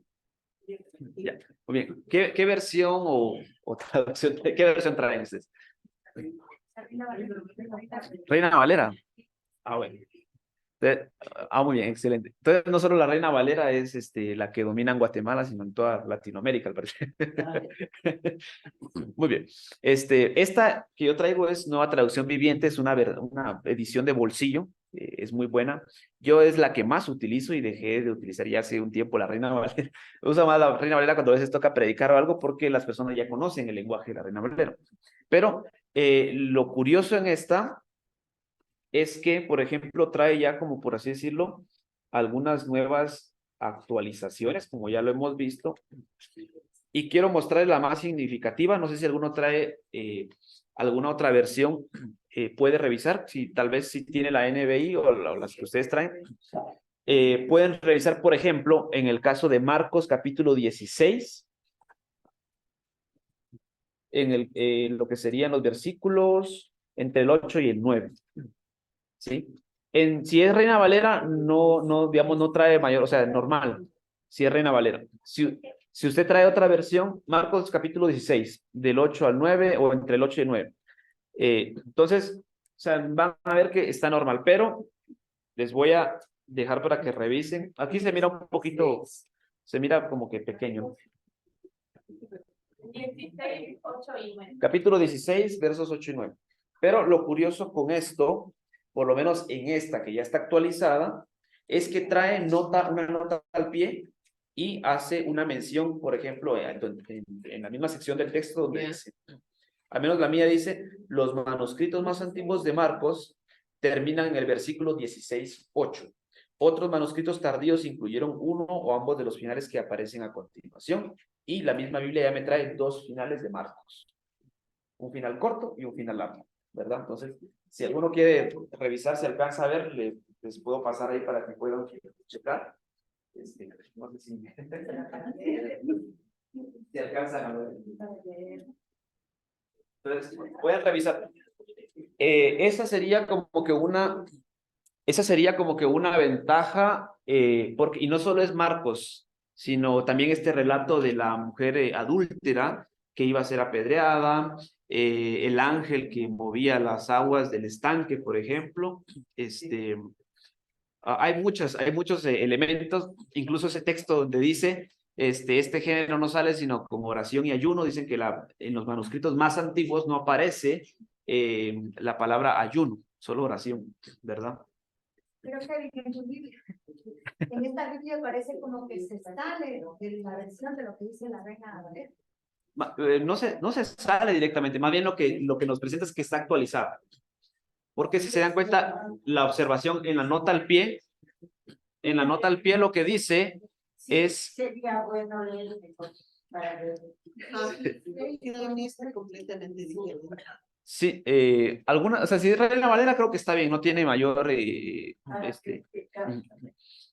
pero si por eso les recomiendo que puedan comprar una. ¿Cómo? Ellas se fueron Ya le movieron. viendo del sepulcro. Ese Marcos, ya le movieron, creo.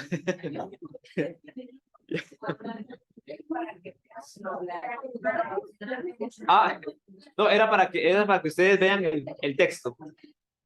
Marcos 16. Marcos 16, el 8. Que es, digamos, el más evidente porque es, o sea, básicamente el añadido es bastante. Es bastante. Entonces, y, o sea, les digo, incluso si ustedes descargan la YouVersion en versión digital, descargan Nueva Traducción Viviente, Dios habla hoy, TLA, ellas ya les van a traer la misma observación, les van a traer, ¿verdad? Entonces, para que puedan checarlo.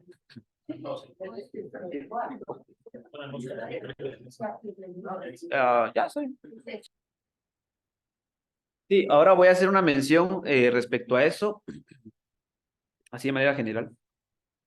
Muy bien. Una vez leí un meme que decía, para ejemplificar, que por ejemplo hoy nosotros podríamos decir, ¿por qué estas Biblias o versiones o traducciones recientes, por qué quitan textos de nuestra Biblia? ¿Ya? Se siente así. Ajá, entonces nosotros podríamos decir, qué herejes, ya las versiones contemporáneas o algo así, ¿no? Qué pecadoras o algo así. Pero me reza porque el meme decía, pero los cristianos del primer siglo nos llamarían a nosotros más bien herejes por añadirle textos al texto que ellos ya manejaban, ¿verdad? Entonces, depende de dónde lo veamos, vamos a estar en el lado contrario, ¿no?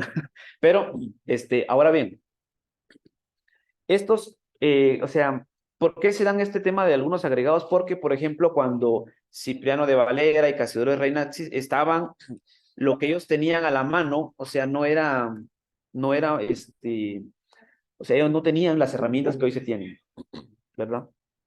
Ellos no tenían lo que hoy nosotros tenemos ya propiamente, temas estos de estudios, esto que usan creo que para ver como que la antigüedad de un documento, el carbono 14, esa cuestión, o sea, no se tenía, y esos fragmentos, por ejemplo, algo que revolucionó mucho, si no estoy mal, el tema, especialmente en el Antiguo Testamento, el tema de los estudios fue justamente el descubrimiento de los rollos del Mar Muerto, ¿verdad?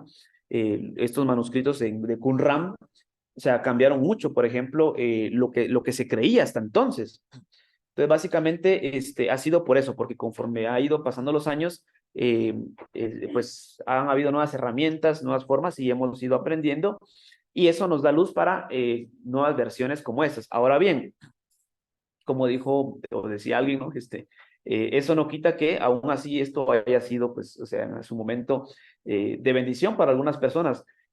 Por ejemplo, hay una cita, perdón, hay una cita muy interesante de Pablo Deiros, justo sobre ese pasaje que ustedes están leyendo, el de Marcos. Y es porque en este libro de El Espíritu Santo en la historia, y él nos cuenta, por ejemplo, porque, o sea, pues está como que buscando justificar la acción del Espíritu Santo, especialmente los pentecostales, ¿no? De que algunos dicen, no, en la historia no hubo movimiento del Espíritu Santo. O sea, sí hubo, pero o sea, no pasó a la historia oficial, sino que más bien se relegó hacia otros espacios, ¿no? Muy bien. Entonces dice él, ¿y dónde encontramos eso? ¿Dónde encontramos evidencia de eso? Directamente en la Biblia, dice, porque si tomamos en cuenta que esos añadidos, especialmente este de Marcos, pertenece por lo menos al siglo IV más o menos, siglo III, siglo IV, entonces sí hay por lo menos luego del periodo apostólico, sí hay mover del Espíritu, dice él. O sea, aún así este texto que ha sido agregado, no lo podemos tomar hoy en día para hacer doctrina de él, ¿verdad? Sí nos da como que evidencia, por ejemplo, de lo que ocurría en los primeros siglos, especialmente del mover del Espíritu Santo, ¿no? Entonces, o sea, al final siempre hay un valor muy fuerte detrás de estos documentos que, como les digo, que han sido como que añadidos, ¿verdad? O agregados. ¿Por qué? Porque a veces el escritor no es que tuvo malas intenciones y dijo, yo quiero que los cristianos de más adelante se confundan o crean esas... No, simplemente porque ellos buscaban también responder a una necesidad y buscaban también enseñar algo. Por eso, si se dan cuenta, algunos dicen que la teología en Marcos termina con el tema justamente de las mujeres, de que al final el evangelio es proclamado por mujeres. Y por eso parece medio incompleto, pero porque da pie a eso, a que las mujeres al final, bueno, ellas llevan el mensaje y de ella no sabemos más. Pero parece que alguien dijo, no me parece no termina muy bien, entonces añadámosle que pasaron más cositas, le dijeron a los apóstoles, y todo ese asunto, ¿verdad? Entonces ya tiene que ver con intereses de otro autor. Ahora bien, el problema es cuando hacemos doctrina de pasajes como estos, ¿verdad? Porque yo creo que aquí es donde se menciona esto, de donde dice que hollarán escorpiones y no sé qué, y tomarán algo venenoso y no se van a morir. Y creo que en la actualidad hay muchas personas que han intentado que una serpiente los muerda y terminan muertos de verdad, ¿verdad?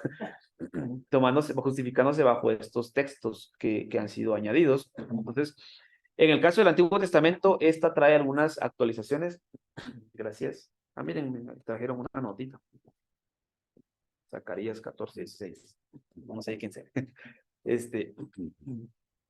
En el caso del Antiguo Testamento, me gustó, hay una sección donde hace una referencia en los Salmos, creo que es sobre la traducción del término de un ave, y se traduce como Lilith, porque se creía que era una ave nocturna, igual parte de la tradición judía, también la figura de Lilith, especialmente en el tema del Génesis, ¿no?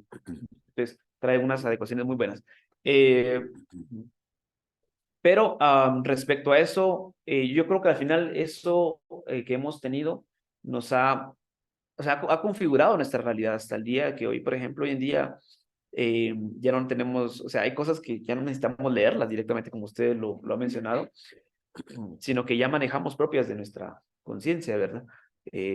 Hoy en día ya casi que es por ley que decimos, no, bueno, no sé si aquí se da mucho, pero en Guatemala en algunos sectores se da bastante, el tema este de los endemoniados y toda esta cuestión así bien pentecostal, y se da mucho, ¿verdad? Entonces dicen, no, literalmente ellos creen que sí sale solo con oración y ayuno, aunque ya hoy en día nosotros sabemos que eso pues fue añadido, la palabra ayuno fue añadido posteriormente, ¿no? Que muchas mujeres, hombres, jóvenes, han sido transformados y tocados por el relato de la mujer adúltera, que también se cree que ha sido añadido, ¿no? Entonces, al final, bueno, al final es lo que nos ha llegado, ¿verdad? Y yo creo que al final es válido, o sea, yo creo que es válido que incluso usted pueda ya a manera personal, pues, que incluso podamos predicar, porque al final es lo que el texto estuvo, pero ya, o sea, ya la diferencia es que hoy sabemos que existen existen estos cambios, ¿verdad? Imagínense entonces cómo le hicieron los cristianos de hace unos años antes de tener actualizaciones como estas. Y no es que estas actualizaciones estén mal, ni que los cristianos de ese entonces estaban mal, o que ellos en su desconocimiento, o sea, Dios no los usó, por así decirlo. Dios no los usó o no usó el texto bíblico, ¿verdad? Porque yo creo que básicamente ha sido toda la historia de la Biblia en español. Antes de tener estas actualizaciones y que sepamos que hay unos agregados, el texto bíblico estuvo transformando muchas vidas, muchas personas. Si no estoy mal, incluso dentro de la doctrina de la Iglesia de Dios hay referencias a esta sección de Marcos, ¿verdad? A esta sección de Marcos del tema de las profecías, si no estoy mal, y el hablar en lenguas. O sea, hay referencias en eso, o sea, y no vamos a decir, no, y Dios no usó eso en el pasado, ¿verdad? Pero igual no es que, no podemos culpar a los cristianos de hace 100 años, de hace 200 años. No tenían los materiales que hoy nosotros tenemos, con los que hoy contamos, para poder predicar, enseñar, hablar, perdón. Claro, ya hoy en día, como les digo, creo que es válido usarlos porque al final nos han llegado y han servido de bendición en años atrás. Pero ya hoy en día sabemos que tenemos que tener mucho cuidado con estos temas, ¿verdad? No hacer doctrinas de esto directamente, y mucho menos hacer que alguien más las haga o las crea. Como les digo, yo he visto videos ya hace unos años, así recientemente, de gente que toma literalmente esas palabras y se toman algo venenoso, o ponen aquí una serpiente, un animal les pique, les muerda y se mueren, pues. Entonces, ¿y dónde está la base en eso? ¿Y dónde se justifica? Porque Pablo tuvo un acontecimiento en Hechos, si no estoy mal, similar, ¿verdad? Entonces ahí lo terminan de justificar. Y bueno, entonces, hagámoslo, ¿verdad? Pero sí debemos tener cuidado con esos temas. Entonces, por eso les digo, es recomendable use por lo popular y la exactitud del español la Reina Valera, pero también podemos considerar o usar otras traducciones o versiones, como les menciono, justamente esta, ¿verdad? De hecho, esta es bonita porque en la sección de Judas me tiene la nota al pie de cuál es la cita, o sea, yo la leo en Reina Valera y no sé cuál es la cita de Enoch, pero aquí esta ya me lo trae señalado. Me dice cita Enoch y hasta me da el texto, creo que es Enoch 1 y algo, ¿verdad? Entonces, me manda de una vez. Entonces, si yo me consigo el libro apócrifo de Enoch, ya tengo la cita porque aquí de una vez me la dio esta versión. Esta que es nueva traducción viviente, que también es muy, muy entendible, ¿verdad? Entonces, cositas ahí que sirven. Entonces, yo les recomiendo que siempre comparen porque son importantes. Pueden Sí. tener esa versión conforme a lo que tú tienes ahí en la Biblia, de lo que de Marcos, de lo que tú dijiste. Oye, lo que pasa es que no los cambia directamente. Lo que nos hace solo le hace la observación. Nos dice, por así decirlo, o sea, el texto está, no lo quita. Está, no lo quita. Solo nos trae la nota al pie donde dice, estos versículos no aparecen en los manuscritos más antiguos, ¿verdad? Al menos esta no los quita. Solo me trae la observación. Hay otras. Se ve como que fuera diferente a lo que está en la Bueno, porque también de por sí. Se pueden ver para poder escuchar. De por sí está en nueva traducción viviente, pero lo que sí quiero decirles es que no quita el texto, ¿verdad? No lo quita. Entonces, otras sí lo van a quitar, esta no lo quita. Claro, se entiende diferente porque es nueva traducción viviente, digamos, es un lenguaje más actual, ¿verdad? Pero lo que sí trae, si ustedes se dieron cuenta, o sea, me trae dos subtítulos y uno dice Final breve de Marcos. y luego dice, hay unas 4 líneas, y luego dice final largo de Marcos. O sea, no me quita nada. Y si voy a la sección de la mujer adúltera, también no me lo quita. Pero, si se dan cuenta, todos estos puntitos hasta a la nota al pie, ahí sí me aclara y me dice, por ejemplo, dice, los manuscritos más antiguos y confiables del Evangelio de Marcos terminan en el versículo 8. Otros manuscritos incluyen varios finales del Evangelio. Otros cuantos incluyen tanto el final breve como el final largo. La mayoría de los manuscritos incluyen el final largo inmediatamente después del versículo 8. Y es la observación básicamente que me hace. Bueno, o sea, no los quita, pero sí me aclara que estos no pertenecían a los textos más antiguos que se han encontrado. ¿Verdad? Puedo leer la versión que está acá en el Sí. Bien. Algo que Marcos 16:8. Las mujeres desconcertadas huyeron temblando a la tumba y no dijeron nada a nadie porque estaba muy asustada. Y aquí dice, los manuscritos más antiguos de Marcos terminan en el versículo 16:8. Otros manuscritos tardíos incluyen. Luego ellas informaron todo esto a Pedro y a sus compañeros brevemente. Tiempo después, Jesús mismo les envió del oriente al occidente con el sagrado e inagotable mensaje de salvación que da vida eterna. Final largo de Marcos. La Reina Valera no tiene esas opciones. En cambio, esta es como le digo, esta me trae los dos finales. El final corto, el final breve y el final largo. Entonces ya me los trae. Entonces ya es como que, o sea, al final le queda como para el lector con cuál se queda uno, cuál escoge. Y la aclaración me dice, algunas traen ambos, algunas solo traen uno, algunas traen otro. Entonces, sí. Sí, algo que yo quería decir, ¿no? O sea, el tema en sí de las versiones de la Biblia, más bien debería, al menos como nosotros como creyentes, como cristianos, recibirlo de manera más de conocimiento que temas de discusión, sino más bien en el sentido de... Buenos días, no escucho la pregunta, por favor. de que la esencia misma de la palabra de Dios es el testimonio de Dios que está ahí escrito y el testimonio de Jesús desde el inicio de la creación del mundo. Entonces, ¿cuál el fin básico que considero debe de ser tomado en cuenta? Es la transformación del hombre. Entonces, si la versión una explica más claramente y la otra tal vez está un poco restringida, pero dice lo mismo, porque yo creo que siempre dicen lo mismo. Entonces, más bien ponernos a defender cierta versión, lo que nos haría es más bien como dogmáticos, religiosos, y entrar en minucias que en realidad son irrelevantes. Lo principal es Cristo, y es en todo lo que nos explica en la Biblia.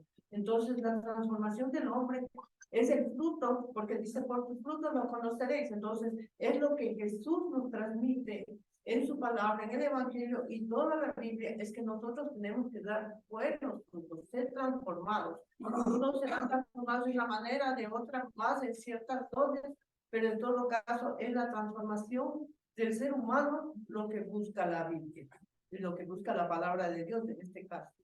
Muy bien, gracias. Sí, o sea, por eso les digo, al final yo en lo personal uso esta porque es más entendible. Recuerdo la primera vez que quise leer la sección del Pentateuco y estaba en Reina Valera, no entendía nada, porque los términos eran muy complicados, entonces yo tuve que optar por otra versión, porque era más entendible a mi lenguaje, ¿verdad? Y por eso les menciono estas cosas que hemos visto hoy, o sea, de estas cosas, actualizaciones y todo esto, nos deben servir en todo caso para reflexionar y evaluar muchas cosas, o sea, ser un poquito más precavidos, ¿verdad? Ser más precavidos con a veces lo que vamos a enseñar o a citar, porque imagínense que venga yo y le diga a alguien, sí, la Biblia dice, puedes ponerte a que te muerda una serpiente, ¿no? Y, o sea, no, Dios nos libre. Entonces, cositas así, son los que debemos a veces, o sea, nos sirven para que nosotros podamos tener esos cuidados nada más, ¿verdad? Pero como les digo, y bien lo mencionó la hermana, al final de cuentas, estas cosas no deben ser para que, por ejemplo, nos alarmemos y digamos, entonces el texto perdió algunas cosas o se fueron añadiendo otras cosas.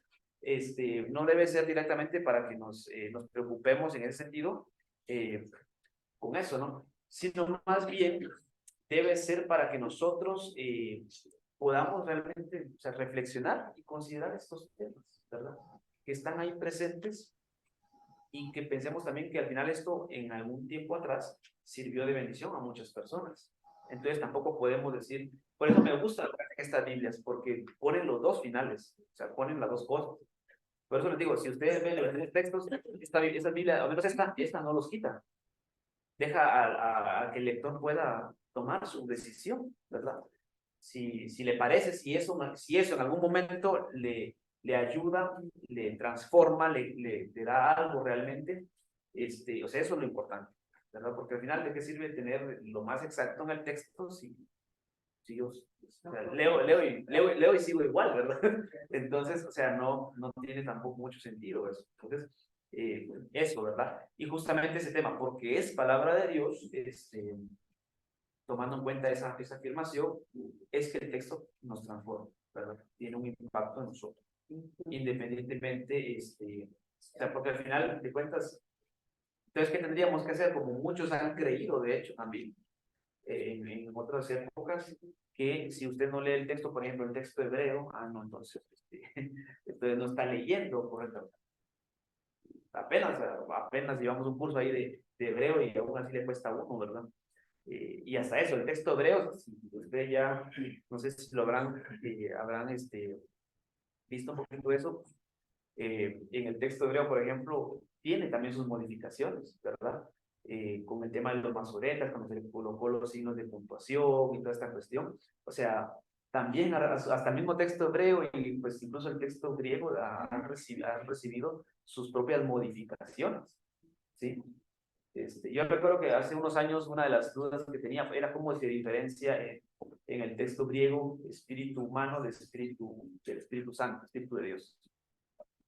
Nosotros lo referenciamos con mayúscula, pero cuando uno va a revisar, ya si está en un texto griego uncial, todo es mayúscula, ¿verdad? Ahora si no, está todo minúscula. Entonces dice uno, ¿cómo le voy a diferenciar? Entonces uno se da cuenta que son cosas del idioma y que ahí se diferencia por el contexto de la frase, ¿verdad? Por el contexto de todo el fragmento. Ahí diferencia uno a qué tipo de espíritu se está refiriendo, pues. Entonces, o sea, son cositas que al final sí se complican, pero por eso les digo, debemos ser sabios y no debe ser algo como que nos alarme, sino más bien nos debe o sea, abrir un poquito a la posibilidad de que hay varias formas de entender el texto y eso aún así no le va a quitar que sea palabra de Dios y que siga teniendo un impacto en nuestra vida, que siga transformándonos. La diferencia es eso, que usted hoy en día ya sabe sobre estos temas, porque ese es un tema también que siempre, al menos yo cuando he trabajado con jóvenes, siempre me encuentro con eso, que a veces los jóvenes de afuera saben más de la Biblia que los no jóvenes de la iglesia. Siempre es, al menos allá donde yo servía, en mi iglesia eran los jóvenes de afuera, me decían cosas de la Biblia, y la ventaja, o sea, si yo lo sabía, era como que no me preocupaba, porque sí, yo lo sé, yo también lo he estudiado, pero sí preocupaba que los jóvenes de la iglesia no supieran estos temas que estamos dialogando y que luego viniera alguien de afuera y le viniera a contar estas cosas y quedaban, no, que mi fe, y quedaban sorprendidos y daban, luego tomaban otros caminos, ¿verdad? Pero por eso les digo, aún así eso no le quita el poder transformador que sigue teniendo, ¿sí? Como palabra de Dios. Claro que también pues depende de nuestra actitud, porque puede ser el texto más exacto, pero si nosotros no tenemos una buena actitud delante del texto, o sea, no va a tener mayor repercusión, ¿verdad? Entonces va a depender también mucho de nuestra actitud. Entonces, muy bien, creo que hemos finalizado esta sección y bueno, creo que recientemente le iba a mencionar, Profe, ¿puedo decir algo? sí, por favor. Ya.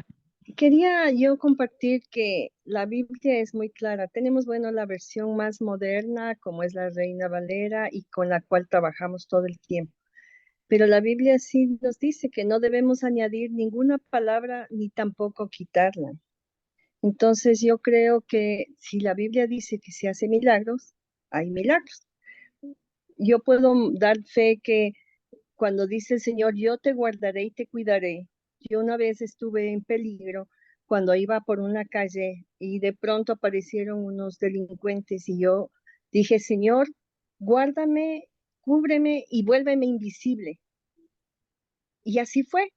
Pasaron por al lado mío y no me toparon, ni me vieron, ni nada. Dios me vio, me hizo invisible. Eso quiere decir que lo que dice la palabra sí es real. Entonces tenemos que también sujetarnos a lo que la palabra dice. Y eso es como dice la hermana, es nuestra vida transformadora. Y si dice que nos picarán serpientes, pues en algún momento no nos han de picar, porque la Biblia dice que no debemos ni añadir ni quitar nada.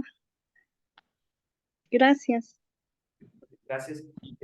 Sí, la cuestión es que, por ejemplo, creo que es Apocalipsis donde cita justamente ese tema, y obviamente Apocalipsis se escribe de manera individual, por así decirlo. Cuando el autor dice... Deuteronomio también.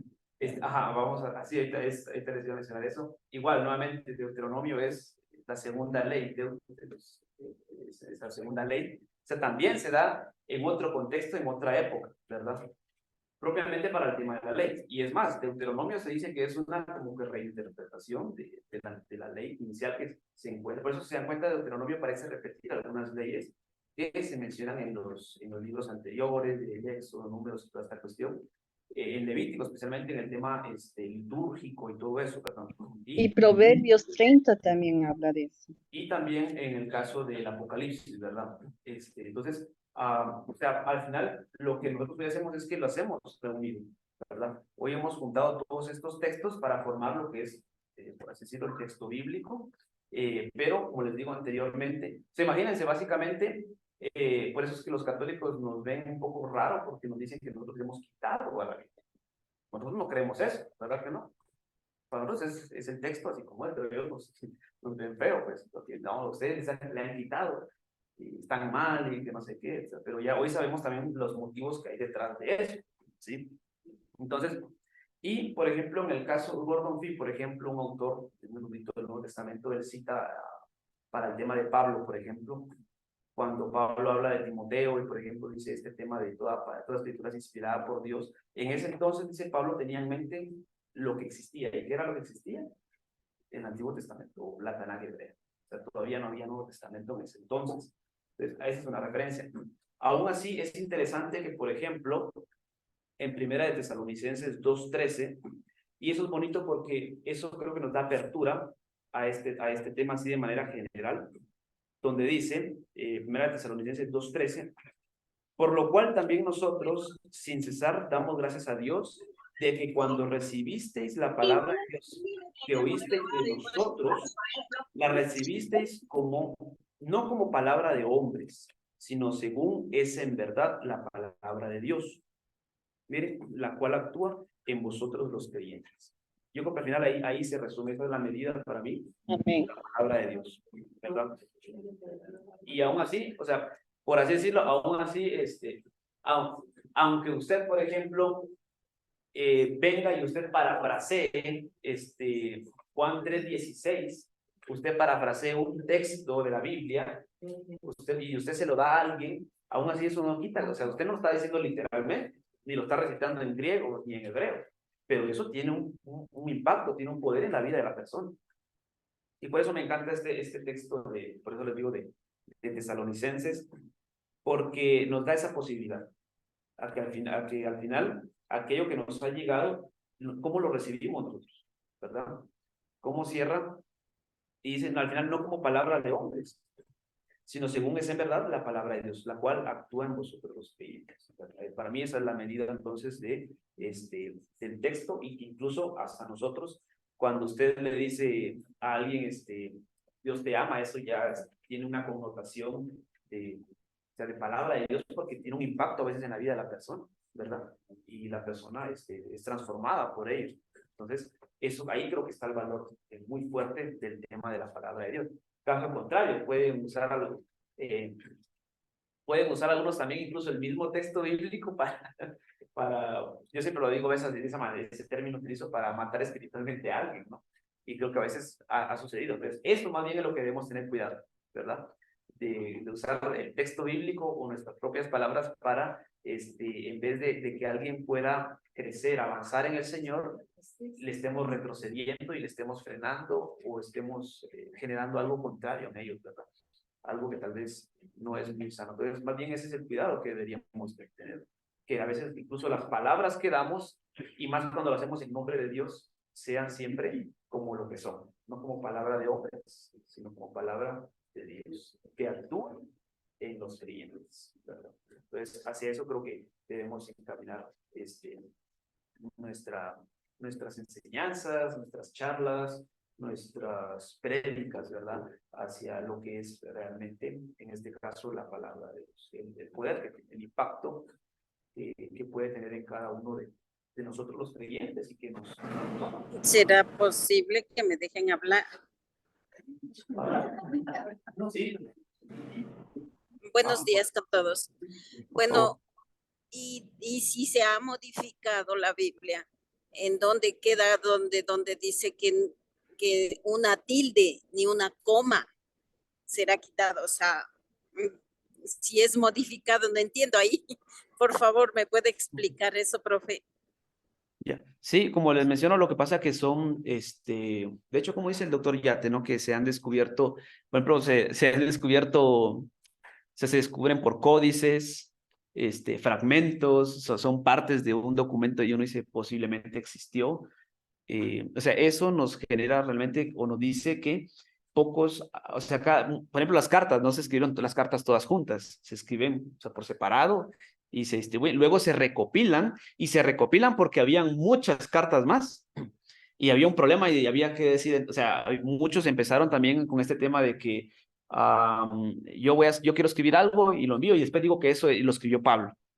Entonces, como Pablo lo escribió, hay que obedecer, pero realmente yo lo escribí con mis propias pretensiones, ¿verdad? Ahí donde encontramos todo este material pseudoepigráfico, como el Evangelio de María, de Tomás, el Apocalipsis de Pedro, ¿verdad? O sea, entonces hay que tomar en cuenta eso, que el texto no se encuentra, por ejemplo, todo junto. A veces siempre nos decían allá en Guatemala, el pastor nos decía, la Biblia no nos cayó del cielo completita con los 60 y tantos libros que tenemos, o sea, no vino y no la entregaron ángeles, decía. O sea, tuvo un proceso de redacción, de traducción, de revisión, ¿sí? Y ya más recientemente de publicación, ¿verdad? Entonces, tuvo un proceso muy grande también. Entonces, hay que considerar esos elementos a la hora de esto. Entonces, por eso les menciono. Imagínense cuando Pablo refiere la ley o Jesús, o sea, no hay Nuevo Testamento en ese entonces. El Nuevo Testamento se está escribiendo todavía, ¿verdad? O sea, aún no existe el Nuevo Testamento. ¿A qué se refiere? Antiguo Testamento. Y de ahí, si ustedes revisan el orden, por ejemplo, de la Tanakh, es diferente al nuestro. ¿Sí? Creo que ahí la diferencia, por ejemplo, unos libros que nosotros consideramos como profetas, aparecen en la sección de escritos para los hebreos. O sea, y ahí ya tenemos una diferencia también bien fuerte, ¿verdad? Para ellos, por ejemplo, la Torá, la ley, es la base o es el corazón. Nosotros, hoy en día, nuestra centralidad, o al menos Iglesia de Dios dice, antes del primer artículo, dice que tomamos la Biblia completa, debidamente trazada, y menciona especialmente, pero el Nuevo Testamento como la única regla de fe y guía para la Iglesia, ¿verdad? Porque ya entendemos que estamos desde una perspectiva también cristiana, donde entiende el Antiguo Testamento a la luz del Nuevo Testamento. ¿Sí? No somos hebreos o judíos para solo tener el Antiguo Testamento, ¿verdad? Entonces, y tenemos el Antiguo Testamento y lo leemos o lo interpretamos bajo la luz del Nuevo Testamento. Entonces, son cosas que hay que diferenciar de judíos, de musulmanes, de católicos, y que incluso, lo que sí me parece muy, muy feo, por ejemplo, es con esto de, por ejemplo, los testigos de Jehová.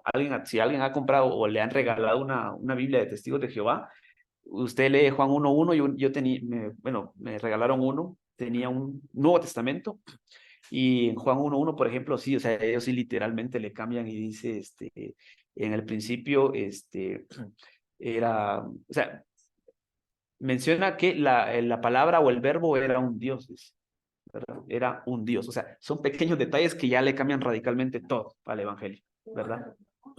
Entonces, no digamos ni hablar de los mormones, ¿verdad? Pero, o sea, esos temas sí me parecen que son delicados.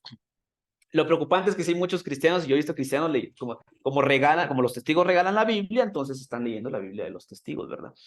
Entonces, es preferible usar una de estas que tienen estas actualizaciones, pero que en temas doctrinales centrales, como en temas de la Trinidad, no cambien, ¿sí? O sea, esto que hemos visto no cambia, no quita el tema de la Trinidad, la cristología especialmente no lo quita, las doctrinas estas de la justificación, o sea, esto no se quita tampoco, eso está presente, pero como les digo, ya documentos como estos de los testigos de Jehová ya son preocupantes porque básicamente quitan a Jesús o sea, ya no hay, ya parece que no hay doctrina en la Trinidad, pues, y por lo tanto ya no, ni siquiera una neumatología muy clara tienen, ¿no? Entonces, ese es el problema. Esas sí son preocupantes, esas traducciones que ellos han hecho, porque esas sí son alteraciones, literalmente son alteraciones del texto, ¿verdad? Y eso pues ya, ahí sí que ellos sí, pues ya entregarán cuentas directamente con Dios, ¿verdad? Pero nosotros más bien nos estamos tratando, o a menos donde nos basamos, es en lo que se ha descubierto. No porque, es que yo quiero que diga tal cosa, yo quiero quitar que Jesús es Dios, entonces le cambio, ¿no? ¿Sí? No, o sea, eso es más, o sea, no son intenciones de que, yo quiero cambiarle algo. No, simplemente son los descubrimientos, bueno, hay que presentarlos, ¿verdad? Es lo que se ha descubierto y hay que presentarlo en la mesa. Entonces, eso es lo que nos diferencia de estos otros grupos, ¿verdad?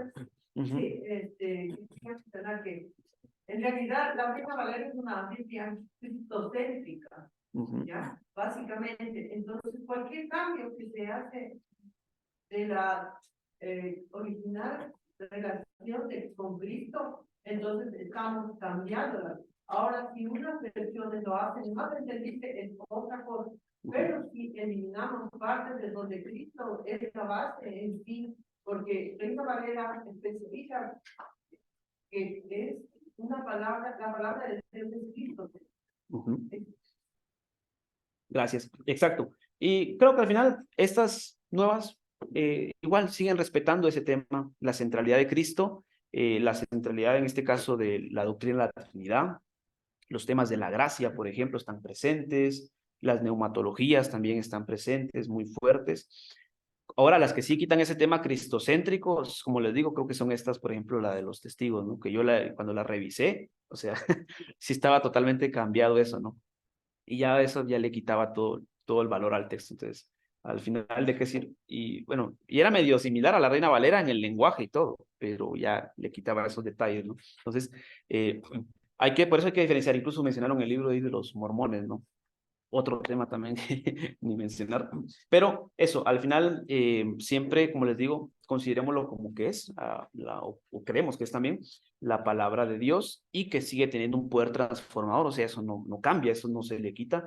Hoy en día creo que sigue teniendo un poder transformador y evidencia de ello es que hoy estamos aquí porque, pues, o sea, nos ha transformado, nos ha traído hasta donde estamos y aún ya siendo cristianos nos ha consolado, nos ha confortado en momentos de dificultad, ¿verdad? Y yo creo que ahí también está su valor, en eso, en lo que es al final de cuentas la palabra de Dios, ya sea que la leamos en digital, en papel, como sea, o en otras versiones, pero que siempre es palabra de Dios. Y de igual modo, les invitamos a que con el proyecto de, ¿qué? Evangelio, creo que es, del profesor Yate, puedan igual revisar, no le van a acusar a él de hereje ustedes. Ahora ya saben un poquito y pueden ya acercarse un poco a este proyecto de Semisud, que también está muy bueno. Y también esta tiene unas observaciones muy bonitas, muy chéveres. La forma en la que traduce, por ejemplo, el término vida, entre bios y zoe, es bien interesante. Tiene una nota al pie, igual que esta, y ahí explica todo. Entonces, nos ayuda al mejor entendimiento de los términos, ¿verdad? Y a cómo también van a tener significado para nosotros. Entonces, creo que hemos llegado al tiempo. Muchas gracias por su atención. Ha sido un gusto. Muchas gracias, Kevin. Gracias a ustedes. Bueno, yo quiero